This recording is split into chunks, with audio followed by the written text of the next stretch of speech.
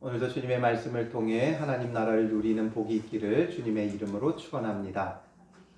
앞선 우리 7장에서 앞선 부분에서 함께 나눴던 것은 예수님께서 그런 의식적 정결법에 대한 그 장로들의 전통을 잘못된 것을 깨닫게 하셨죠. 그것을 거부하셨어요. 그리고 오늘 본문에 보면 이제 실제적으로 예수님께서 그런 전례와 전통을 깨뜨리고 참된 거룩함을 이 땅 가운데 이루어 가기 위해 예수님께서 이번에 이제 오늘 본문에서 하시는 것은 이제 유대인들이 싫어했던 이방인들에게로 예수님이 나아가셔요. 그래서 오늘 본문의 배경이 되는 지역을 보면 24절에 두로 지방이라고 되어 있죠. 그리고 31절에 보면 이제 이 두로 지방에서 수로보니게 여인을 만난 후에 31절에 보면 이제 시돈 그리고 데가볼리 여기를 거쳐서 갈릴리 호수까지 이르게 되어지죠. 이 모든 지역 두로, 시돈, 데가볼리 전부 다 이 갈릴리 호수 인근에서 더 벗어난 이제 서북쪽에서부터 쭉 돌아서 동남쪽으로 내려오시는 그 길인데 이 길에는 대체적으로 이방인 지역들이었어요. 그래서 두로, 시돈, 데가볼리까지 이 모든 곳이 전부 다 이방인 지역으로 예수님께서 가시는 거죠. 왜냐하면 이 유대인들이 예수님을 이제 거부하기 시작했고 여러 가지 것들로 트집을 잡으니까 복음이 너희 안에만 있는 것이 아니다라는 것을 보여주기 위해 이방까지 나아가시는 모습을 보여줍니다. 그러면서 오늘 본문에 보면 어떤 단어를 중요 단어로 꼽기가 참 쉽지가 않아요. 대신에 오늘 본문에는 우리로 하여금 의아함을 갖게 하는 여러 가지 내용들이 담겨 있죠. 그래서 몇 가지를 질문을 좀 던져본다면 27절에 예수님께서 왜 자녀의 떡을 취하여 개들에게 던짐이 마땅치 아니하니라고 하셨는가? 그냥 고쳐주셔도 되는데 그 여인을 굉장히 무시하시면서 개 취급을 하고 있는 거예요. 그리고 33절에 가보면 예수님께서 말 못하고 귀 먹은 자를 고치시는데 말씀으로만 고치셔도 되는데 이번에는 좀 특이한 행동을 하시죠. 그래서 손가락을 양 귀에 넣고 침을 뱉어 그의 혀에 손을 대시는데 왜 이렇게 하셨는가? 이런 질문을 우리가 던져보면서 말씀을 묵상해 보면 이런 의미가 있구나, 이런 뜻이 있구나를 우리가 깨달을 수 있을 겁니다. 예수님께서 이방 지역인 두로로 가셨어요. 그리고 두로에 가시니까 거기에서 어떤 여자를 만나게 돼요? 25절에 보면 이에 더러운 귀신 들린 어린 딸을 둔 한 여자가 이렇게 되어 있죠. 귀신 들린 어린 딸을 둔 한 여자. 그 귀신도 또 그냥 귀신이 아니죠. 더러운 귀신이다 표현하고 있어요. 이전에 예수님께서 거라사 지방에 갔을 때 더러운 귀신 들린 자가 있었던 걸 보죠. 그 상태가 너무 심각했는데 왜 그렇게 심각했어요? 그 안에 들어가 있는 귀신이 군대를 이루고 있었어요. 정말 때로 귀신이 들어가 있었기 때문에 굉장히 심각했던 걸 보게 되죠. 이 여인의 딸도 마찬가지였던 것 같아요. 상세히 기록은 되어 있지는 않지만 더러운 귀신 들렸다라는 이 표현 속에서 그 못지않은 귀신 들려 굉장히 고통당하고 있는 딸, 그를 바라보는 엄마의 그 심정은 마음이 늘 찢어질 수밖에 없겠죠. 언제나 우리 딸은 좀 평범한 삶을 살 수 있을까? 남들에게는 너무나 평범한 그 삶이 이 여인에게는 너무나 부러운 것이 되어 있는 상태였죠. 그러니까 이 여자가 어떻게 해요? 25절에 예수의 소문을 듣고 곧 와서 그 발 아래에 엎드리니라. 곧 왔다. 예수님의 소문을 듣고 곧 왔다는 건 즉시로 반응했다는 거예요.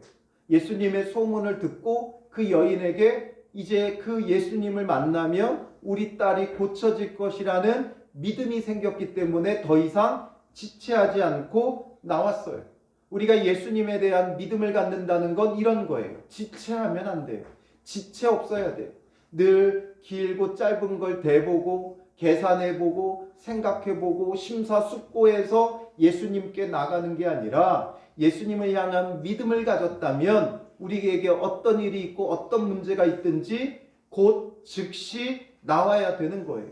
주님 앞에 와야 되는 거예요. 머리로 이것저것 생각해보고 이 방법 저 방법 다 생각해보고 해보고 안 되면 예수님을 찾는 게 아니라 우리가 예수님의 그 이름을 찾고 부름에 있어서는 지체함이 없어야 된다라는 거죠. 그래서 이 여인도 곧 와서 그 발 아래에 엎드리니, 이 모습을 앞서서도 본 적이 있죠. 회당장 야이로의 모습이 이러했어요. 자기의 그 딸이 죽어가니까 나와가지고 이렇게 했었죠. 그리고 또 그런 지체 없이 와서 엎드리는 모습을 또 누가 보여줬어요? 12의 혈루증으로 앓았던 그 여인도 예수님께 와서 옷자락에 손만 대어도 나을 것이라는 믿음을 가졌던 것을 보여주죠. 이런 것처럼 중요한 건 예수님께 오는 게 중요한 거예요. 와야 돼요. 지체 없이 와야 돼요. 와서 엎드려야 돼요. 예수님만이 나의 구원자라는 그런 믿음이 있어야 돼요. 세상적인 여러 가지 것으로 다 생각하고 판단하고 길고 짧은 거 다 대보고 계산해보고 그리고 나서 안 되는구나, 예수님을 찾는 게 아니라 예수님을 향한 믿음을 가지고 먼저 찾아야 되는 거예요. 모든 걸 다 무시하는 게 아니에요. 먼저 예수님을 찾고 예수님이 주신 그 마음과 감동과 지혜를 따라 행하는 거죠. 내가 예를 들어 아프다 그러면 먼저 예수님 앞에 엎드리고 예수님께 구해야 돼요. 그리고 하나님이 주시는 그 감동을 따라 주님이 나에게 일시적으로 그냥 일순간에 낫게 하셨다 믿음이 생기면 그 치료함을 받음 속에서 이제 건강한 모습으로 살아가면 돼요. 그렇지 않고 주님께서 뭔가 병원에 갈 마음을 주시면 병원을 가면 되는 거예요. 우리에게 주시는 마음과 감동을 따라 행하는 거예요. 중요한 건 먼저 예수님께 와서 엎드리라는 거죠. 다 하고 나서 찾는 게 아니에요. 얼마 전에 저희 집사람도 이야기를 했지만 아프면서 계속 기도해달라는 얘기를 안 해요. 아프면 와서 기도해달라고 하지 왜 말을 하지 않느냐. 그럼 또 서운할 수가 있죠. 그럼 진작에 와서 기도 좀 해주지. 뻔히 아픈 걸 알면서 왜 와주지 않느냐. 이럴 수도 있겠죠.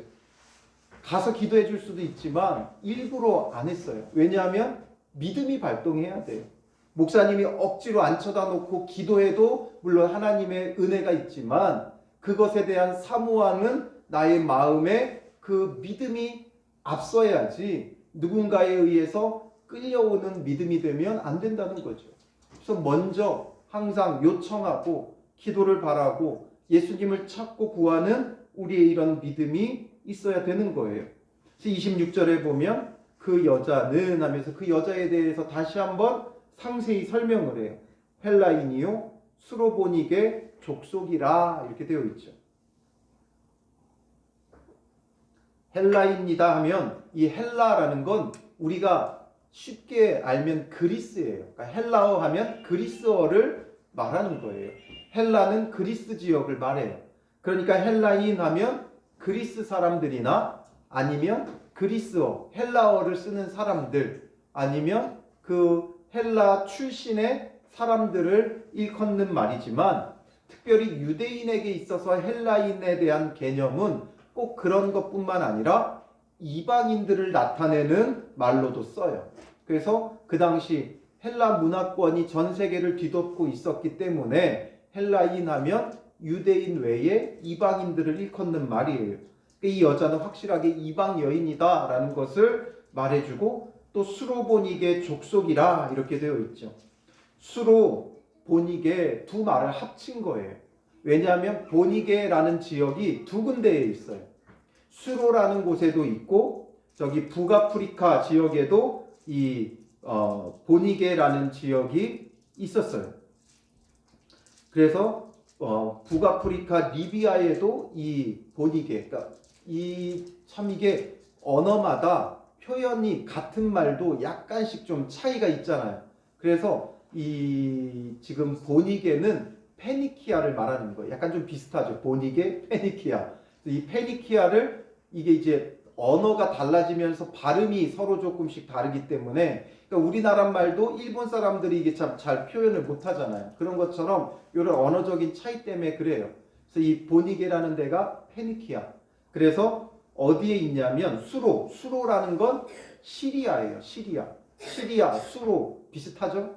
비슷하다고 생각하세요. 우리말로는 엄청 다른 것 같지만 사실상 이게 이제 같은 단어인데 어느 지역 사람이 발음하느냐에 따라 다른 거예요. 우리도 사투리 쓰는 분들 쌀이 안 되잖아요. 살 이렇게 하는 분들도 있죠. 이런 것처럼 이제 수로 시리아예요. 시리아의 페니키아, 시리아에 있는 페니키아 거기를 말하는 것이에요. 그래서 그 북아프리카 리비아에도 페니키아가 있기 때문에 두 개를 구분하기 위해서 아마 그렇게 불렀던 것 같아요. 그래서 시리아 페니키아 족속인 이 여인, 이방인이라는 걸 굉장히 강조해서 말하는 거예요. 헬라인이다라고만 해도 되고 수로보니게 족속이다라고만 해도 되는데 이 모든 걸 다 표현하면서 이방인이다라는 것을 강조하고 있죠. 그 이방인인 이 여인이 예수님께 와서 26절에 보면 자기 딸에게서 귀신 쫓아내 주시기를 간구하거늘 말하죠. 당연한 거죠. 간절한 마음을 가지고 귀신 쫓아내기를 간구했어요. 그런데 이때 예수님의 그 반응 27절 같이 읽어볼까요? 예수께서 이르시되 자녀로 먼저 배불리 먹게 할지니 자녀의 떡을 취하여 개들에게 던짐이 마땅치 아니하니라 말하죠. 이 얘기는 뭐예요? 자녀의 떡을 취해 개들에게 던지는 것이 마땅치 않다. 자녀들은 누구를 말해요? 유대인들을 말하는 거죠. 예수님께서 유대인이었고 또 하나님의 백성인 이 유대인들의 그 떡을 가져다가 개들은 누구를 말하는 거예요? 이방인들을 말하는 거죠. 이방인에게 던지는 것이 마땅치 않다 이렇게 말해요. 이 말은 좀 완곡한 표현이죠. 사실상 우리 언어로 이것을 의역한다면 어떤 말이 되겠어요? 내 새끼 먹이지 개 새끼 먹이지 않는다 이 얘기예요. 요즘은 개를 너무나 귀하게 여겨서 이제는 뭐 자기 집의 자녀처럼 여기죠. 그런데 그 이제 예전만 해도 개의 위치가 아주 열등한 동물이었고 뭔가 요괴는 무조건 개가 붙어 있는 거예요. 그러니 이렇게 하면은 누가 그 말을 듣겠어요? 예를 들면 우리 성도가 다른 곳에 어느 아주 훌륭한 목사님이 있다고 해서 가가지고 기도해달라고 했어요. 훌륭하다고 하니까 가서 기도받고 싶어서 기도해달라고 하니까 그 목사님이 내가 내 떡을 자녀들에게 우리 교인들에게 먹이지 개새끼인 너희들에게는 주지 않는다 이 말했다고 한번 생각해 보세요. 뒤집어지죠. 난리가 나요. 아주 막 그 욕하고 싸우고 난리가 날걸요. 그런데 이 여인은 이렇게 모욕적인 말을 지금 들었어요. 그런데 예수님이 어떤 분인데 어쩜 이렇게 모욕적인 말씀을 하시느냐라는 거예요. 왜 그렇게 하셨느냐? 그건 바로 이 여인의 믿음을 지금 바리새인과 서기관들, 예수님을 거부하고 있는 그들에게 이 여인의 믿음을 보여주려고 하는 거예요. 이제 더 이상 나사렛에서 활동할 수 없어서 그 주변 마을들로 돌아다니셨고 그러다가 지금 이 두로까지 오신 거예요. 이방 마을까지 오신 거예요. 그러면서 그들에게 보여주는 거죠. 너희의 믿음을 한번 살펴봐라. 이 여인 좀 봐라. 이렇게 무시당하고 멸시당해도 예수님을 향한 믿음을 갖는데 너희는 어떻게 예수님에 대하여 그렇게 모욕할 수 있느냐. 이 여인은 자기가 모욕을 당하죠. 그런데 유대인들은 예수님을 모욕하고 있어요. 그러면서 예수님을 믿지 않는 그들의 모습을 깨닫게 하시기 위한 것이고 참된 믿음이 무엇인가를 우리에게 보여주려고 하시는 거예요. 이 여자가 뭐라고 대답해요? 주여 올소이다마는 말하죠. 주여 올소이다. 인정하는 거예요. 자기를 개새끼 취급을 하는데 이 여인은 인정하는 거예요. 맞아요. 우리는 개예요. 우리가 예수님께 무언가를 요구할 그런 자격이 안 된다라는 거죠. 우리는 이방인이고 우리는 당신들이 보기에는 개와 같은 지저분하고 불의하고 악한 자입니다. 이걸 인정하는 거예요. 자기가 자격 없음을 인정하고 있는 거예요. 그러면서 말하는 게 뭐예요? 상 아래 개들도 아이들이 먹던 부스러기를 먹나이다. 개들도 상에서 떨어지는 부스러기는 먹잖아요. 그러니까 불쌍히 여겨주시고 부스러기 은혜라도 우리에게 주십시오 말하는 거예요. 이 여인의 믿음은 두 가지예요. 자격 없음을 인정하는 것과 그 다음에 은혜를 구하는 거예요. 감히 은혜를 구하는 거예요. 그러니 대단한 것을 요구하는 게 아니라 무언가를 예수님께 당당하게 요구하는 게 아니라 부스러기라도 하면서 은혜를 구하고 있다는 거죠. 전적인 주님의 그 은혜를 구하고 있어요. 자기는 자격이 없기에 전적인 주님의 그 은혜를 구하는 이 믿음. 그렇기 때문에 예수님도 뭐라고 말씀하세요? 29절에 이 말을 하였으니 돌아가라. 이 말을 하였으니 돌아가라. 귀신이 내 딸에게서 나갔느니라. 이 말을 하였다라는 건 무슨 의미예요? 내가 믿음이 있구나. 이걸 말씀하시는 거예요. 내 믿음대로 될지어다. 이 말씀이에요. 이 말을 했다는 건 믿음의 말을 했다는 거죠. 다른 게 믿음의 말이 아니에요. 내가 자격 없음을 깨닫고 주님의 은혜를 구하는 것, 이게 믿음이에요. 자격이 있으면 당당히 요구하죠. 그러나 우리는 자격이 없기에 주님의 은혜를 구하는 자가 되어져야 돼요. 우리가 은혜를 마음껏 누릴 수 없는 자격 없는 자라는 걸 인정하는 게 중요하죠. 그러니까 바리새인 서기관들의 문제는 뭐였어요? 늘 자기들이 자격이 있다고 생각하는 거예요.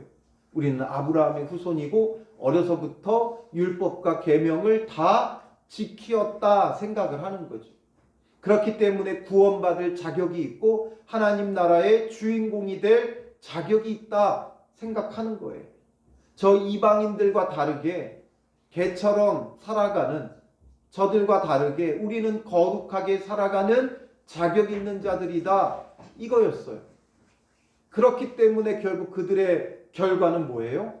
자격이 있기에 예수님이 필요 없는 거예요. 자격이 있는데, 스스로가 자격이 있는데 왜 예수님을 찾고 예수님을 구하겠어요? 자격이 있다고 생각하면 결국에는 그 안에는 예수님이 필요 없다라는 그 마음이 담겨 있는 거죠. 그러니 오늘 우리의 모습을 늘 살펴보면서 중요한 건 자기 부인이에요. 내가 자격이 없다는 걸 인정하는 거죠. 그러나 우리도 모르게 점점 우리도 바리새인처럼 서기관처럼 변해가죠. 자격이 있다고 생각을 해요. 점점 자격이 있다고 생각해요. 왜냐하면 내 신앙의 연수가 몇 년이고 교회에서 나의 위치가 어디고 내가 교회에서 헌신한 것이 얼마고 이런 것들 속에 자기의 자격을 주장하고 내세우기 시작한다라는 거죠. 저는 뭐 다르겠습니까? 저도 그러면 더 심각하죠.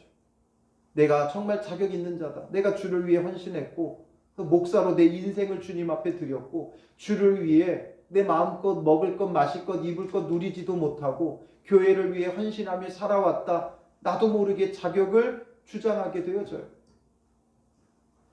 그러니 이런 우리의 모습이 점점 우리도 모르게 바리새화돼 가고 있는 거죠. 그런 우리의 모습을 일깨워야 돼요. 그런 우리에게 이 여인의 믿음은 아무리 멸시해도 수치스럽게 여기지 않고 아무리 무시해도 섭섭해하지 않아요. 서운해하지 않아요. 왜냐하면 나는 그런 자다라는 걸 인정하는 거죠. 그 인정을 하지 못하니까 섭섭함이 우리 마음 가운데 들어오는 거예요. 그래서 우리가 신앙생활을 하면서 두 가지를 조심해야 돼요. 우리의 인생에도 두 가지의 위기의 시기가 와요. 첫 번째 우리의 인생의 위기의 시기는 언제예요? 사춘기죠. 그러면 두 번째 위기의 시기는 언제예요? 갱년기예요. 사춘기 때는 내가 대단한 줄 알아요. 이제 키도 크고 지혜도 있고 뭔가 어른처럼 할 수 있는 힘이 생기니까 미성년자라는 걸 받아들이기 싫은 거예요. 나도 이제 어른들과 똑같다 생각하면서 자기 스스로 모든 걸 이제는 다 할 수 있다는 그 생각 속에서 충돌이 일어나는 거죠. 그러니까 부모의 그 도움을 간섭이라고 생각하고 잔소리라고 생각하니까 자꾸 부모님과 이렇게 부딪히게 되어지는 거예요. 그리고 반대로 갱년기는 뭐예요? 이제는 이전만 하지 못하게끔 우리의 건강도 꺾이고 지혜도 꺾이고 점점 이제는 우리가 꺾이는 시기예요.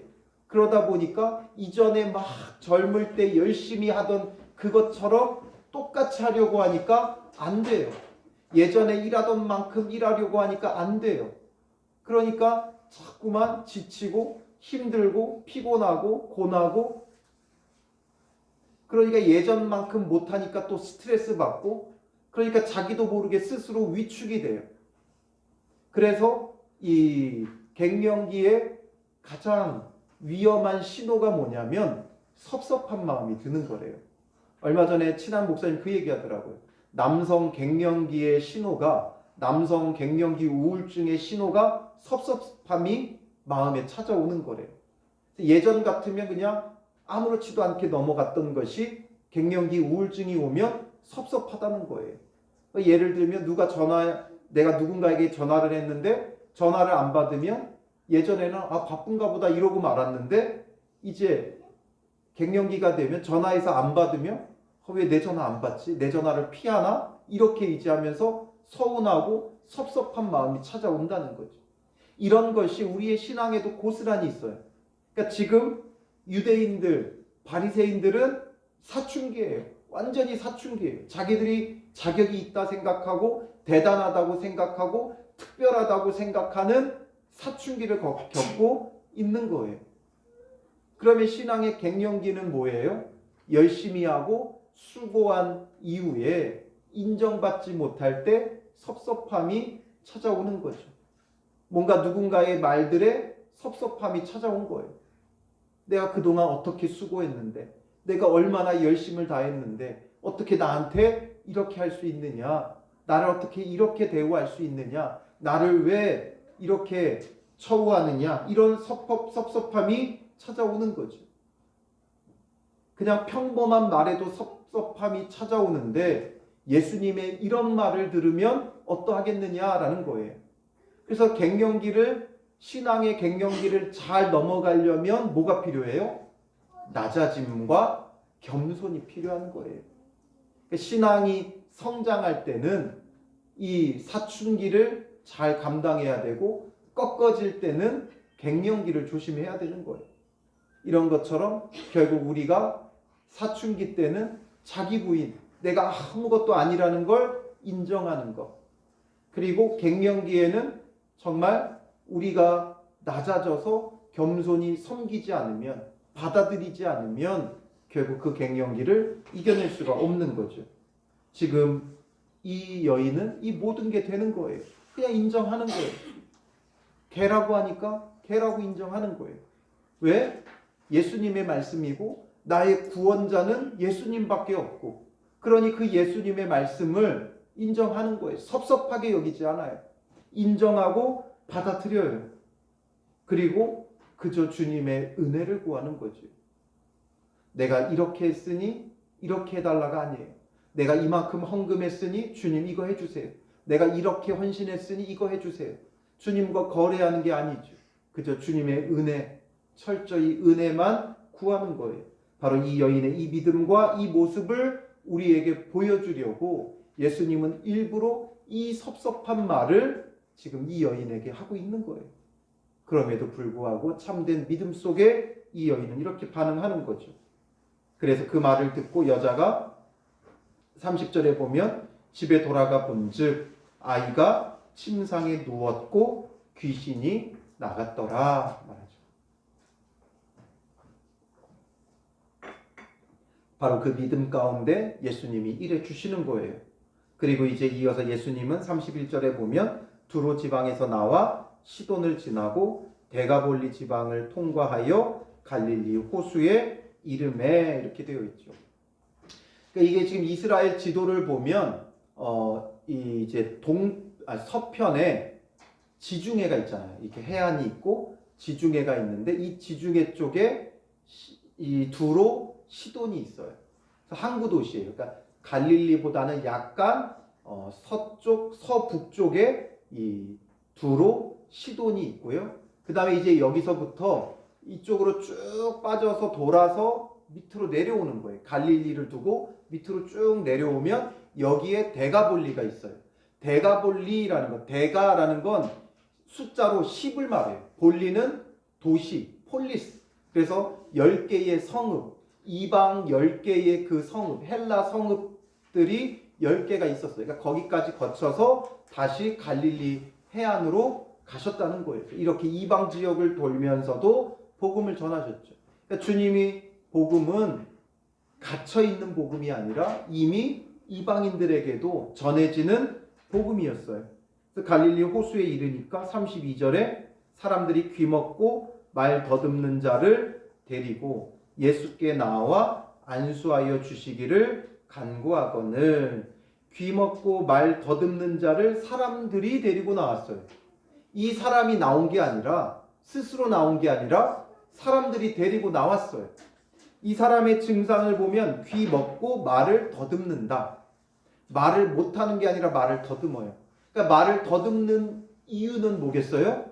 듣지 못하니까 더듬는 거예요. 들을 수 없으니까 더듬는 거예요. 그러니까 애초부터 벙어리라서가 아니라 말 못하는 자가 아니라 듣지 못하니까 말을 하고 싶어도 잘 안 되는 거예요. 떠듬떠듬 말을 더듬는 자가 되어진 거예요. 그래서 예수께 나와 안수하여 주기를 간구하니까 예수님께서 좀 특이한 방식으로 고치세요. 예전에는 그냥 믿음 보시고 말씀만 하시면 됐어요. 그런데 오늘 본문에 보면 33절에 먼저 첫 번째로 그 사람을 따로 데리고 무리를 떠나사 이 사람만 따로 데리고 가셨어요. 혼자만 데려가셨어요. 왜 이렇게 하셨겠어요? 이런 것이 예수님의 목적이 아니기 때문에 자꾸만 여기에만 사람들이 집중하는 거예요. 표적에만, 병 고치고 귀신 내쫓는 것에만 집중하고, 그래서 예수님을 찾는 이유가 참된 구원이 목적이 아니라 병 고치고 귀신 쫓기 위한 게 이들의 목적이 자꾸 돼가니까 예수님은 이걸 엄히 금하시고 이 사람을 또 따로 데리고 가신 거예요. 그러면서 두 번째로 손가락을 그의 양귀에 넣고 침을 뱉어 그의 혀에 손을 대시며, 좀 특이한 행동을 하시죠. 왜 손을 귀에 넣고 그 다음에 침을 뱉어서 그의 혀에 손을 대셨는가? 왜 이렇게 하셨을까? 성경에서 이래서 이렇게 하셨다 정확하게 그런 기록이 없기 때문에 우리가 알 수는 없지만 왜 이렇게 하셨을까를 좀 생각해보고 묵상해보면 이 사람은 스스로 나온 게 아니었어요. 사람들이 데리고 나왔잖아요. 이 사람에게도 뭐가 필요해요? 믿음이 있어야죠. 그냥 사람들이 데리고 와서 그냥 기도받게 하고 고치고 이게 목적이 아니기 때문에 이 사람의 믿음이 필요한 거예요. 그래서 예수님께서 이렇게 하신 이유는 이 당시에 침을 묻혀서 사람들을 고치는 게 이 시대의 어떤 민간 요법처럼 많이 사용되던 방식 중에 하나라고 그래요. 성경에 보면 주석에 보면 이 당시에는 그런 많은 치료법들이 있었대요. 그러니까 우리도 예전에 뭐 모기 물리고 이러면 침 바르고 뭐 이런 것처럼 된장 갖다 발라주고 이런 것처럼 민간 요법 중에 하나였던 아주 대표적인 그런 치료법 중에 하나였어요. 예수님이 말씀만 하지 않고 이렇게 하신 이유가 무엇이냐면 이 사람이 듣지 못하니까 지금 예수님이 어떤 분인지를 정확히 알지를 못해요. 잘 알지를 못해요. 그러니까 예수님은 이런 행동을 통해서 이 사람에게 뭘 느끼게 하는 거예요? 지금 내가 치료받는구나, 이걸 알게 하시는 거예요. 이 사람이 지금 내 앞에 있는 자가 나를 치료해 주는구나. 그리고 그렇게 만져주실 때 일평생 듣지 못하고 말을 더듬었던 그 사람이, 이 사람이 나를 고쳐주신다라는 것을 믿지 않으면 어떻게 하겠어요? 뭐 하냐고 손을 치웠을 것이고, 특별히 침을 뱉어서 그 손으로 그의 혀에 갖다 대는데 그걸 누가 가만히 있겠어요? 더럽다 생각하고 피하겠죠. 더럽다 생각하고 피할 거예요.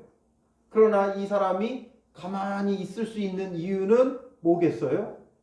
이분이 나를 치료하시는구나를 스스로 믿고 받아들이는 거예요. 그렇지 않으면 피하게 되어 있죠. 누가 침을 뱉어가지고 그걸로 손으로 찍어가지고 우리의 혀에 갖다 댄다고 생각해 보세요. 대기도 전부터 우리는 다 도망갈 거예요. 근데 이 사람에게 그 행동이 나를 치료해 주시는 참된 치료자다라는 믿음으로 지금 받아들이는 거예요. 들을 수 없으니까 예수님은 몸을 통해 표현하시며 그로 하여금 보고 온 몸으로 느낄 수 있도록 하시는 거예요. 그러니까 주님의 방식과 방법에는 제한이 없어요. 어떤 방식으로든 결과적으로 하고자 하시는 건 뭐예요? 그로 하여금 듣게 하시는 거예요. 지금 들을 수 없는 자가 되었기 때문에, 귀가 먹었기 때문에 이런 행동을 통해 그의 마음으로 듣게 하시는 거예요. 그의 온 몸으로 듣게 하시는 거예요. 그만큼 우리가 주님의 말씀을 듣고 믿음을 갖는 것, 이게 너무 중요하다는 거죠. 그래서 믿음은 어디에서 나요? 들음에서 나고, 들음은 그리스도의 말씀으로 말미암느니라. 들어야 돼요. 우리는 여러 가지 상황으로 들을 수 없죠. 이 사람은 귀머거리가 되어 들을 수 없으니까 예수님께서 손가락으로 온 몸으로 그에게 듣게 하시는 거예요. 그러니 오늘 우리에게도 무엇 때문에 과연 우리가 들을 수 없는가? 우리는 듣는다고 생각하면 안 돼요. 설교를 듣는다고 정말 우리가 주님의 말씀을 듣는다고 생각하면 안 돼요. 성경을 읽었기 때문에 주님의 말씀을 듣는다고 생각하면 안 돼요. 큐티를 했기 때문에 주님의 말씀을 듣는다고 생각하면 안 돼요. 분명히 말씀하시잖아요. 너희가 보기는 보아도 알지 못할 것이요 듣기는 들어도 깨닫지 못하리라 말씀하시죠. 그러니 우리가 정말 이 귀머거리처럼, 귀먹은 자처럼 주님의 말씀을 정말 들을 수 없는 존재라는 걸 알아야 돼요. 인정해야 돼요. 그리고 주님께서 우리에게 들리게 말씀하여 주시기를, 어떤 방식으로든 들리게 말씀하여 주시기를 간구해야 돼요. 주님, 주의 말씀이 들리게 하옵소서. 모든 걸 통해 주의 말씀을 듣게 하옵소서. 먼저는 성경을 통해, 또 설교를 통해, 큐티를 통해 주의 말씀을 듣게 하시고, 이 말씀이 거기서만 멈추는 게 아니라 우리의 모든 일상을 통해 깨달아지고 알고 들려지고 선포되게 해달라고 기도하며 구하는 자가 되어야 하는 거죠. 그래서 우리의 들음은 한계가 없어야 돼요. 모든 것을 통해 말씀하시는 주님의 그 말씀이 우리 가운데 들려져야 하는 것이죠. 설교를 통해 들은 말씀, 성경을 읽으며 들은 말씀, 묵상하며 들은 그 말씀이 우리의 삶을 통해 더 분명해지고 생생하게 들려져서 듣고 깨닫는 자, 보고 아는 자 되기를 늘 구해야 하는 거죠. 그래서 이렇게 귀먹은 자에게 예수님이 진정한 치료자라는 걸 보고 듣게 하시고, 그 다음에 하늘을 우러러 탄식하시며 그에게 이르시되 에바다 하시죠. 에바다는 열리라는 뜻이에요. 그러니까 그의 귀가 열리라는 거죠. 그러니 그의 귀가 열리고 혀가 맺힌 것이 곧 풀려 말이 분명하여졌더라. 이제 귀가 열리니까, 정확히 들으니까 정확히 말할 수 있는 거죠. 귀가 열리고 혀에 맺힌 것이 풀려 말이 분명하여지는 그 치료를 받는 거죠. 이 안에는 바로 이 사람의 믿음을 위한 거예요. 앞선 내용은 수로보니게 여인의 믿음이 사람들에게 보여지게 하시려는 일이었고, 지금 이 뒤에 본문은 이 사람으로 하여금 믿음을 갖게 하고자 하시는 주님의 방법이었던 거예요. 이처럼 결국에는 핵심은 믿음이에요. 우리가 믿음을 갖고 있느냐? 참된 믿음으로 반응할 수 있느냐? 믿음을 갖기 위해 주의 말씀이 들려져야 되고, 주의 말씀이 들려질 때 우리가 나 스스로가 자격 없는 자라는 걸 인정하고 자격 없는 죄인이라는 걸 깨닫고, 그래서 철저히 주님의 은혜를 구하는 이런 믿음의 사람이 되어져야 하는 것이죠. 그래서 오늘 본문은 이 믿음을 위해 예수님께서 이렇게 일하신다는 거예요. 다각도로 일하고 계신다는 거예요. 그러니 그 주님은 오늘 우리에게도 다각도로 일하고 계셔요. 그 주님 앞에 우리가 참된 믿음으로 반응할 수 있는 성도들 되시기를 주님의 이름으로 축원합니다. 우리 시간 예수 나의 치료자 같이 찬양으로 고백하고요. 무엇보다도 먼저 오늘 말씀을 생각하면서 주님, 우리가 자격 없는 죄인이라는 것을 깨닫게 하시고 주의 은혜를 구하는 자 될 때 주님의 치료하시는 은혜가 우리의 믿음을 통해 우리의 삶 가운데 나타나게 하옵소서. 우리를 치료하여 주셔서 우리의 병든 영혼을 치료하여 주셔서 주님의 말씀이 늘 우리에게 들려지게 하시고 깨닫게 하시고 순종하는 자 되어 주님의 은혜를 구할 때 주님의 은혜가 우리 삶 속에 열매 맺혀질 수 있도록 우리가 기도하며 이 시간 먼저 나아가도록 하겠습니다.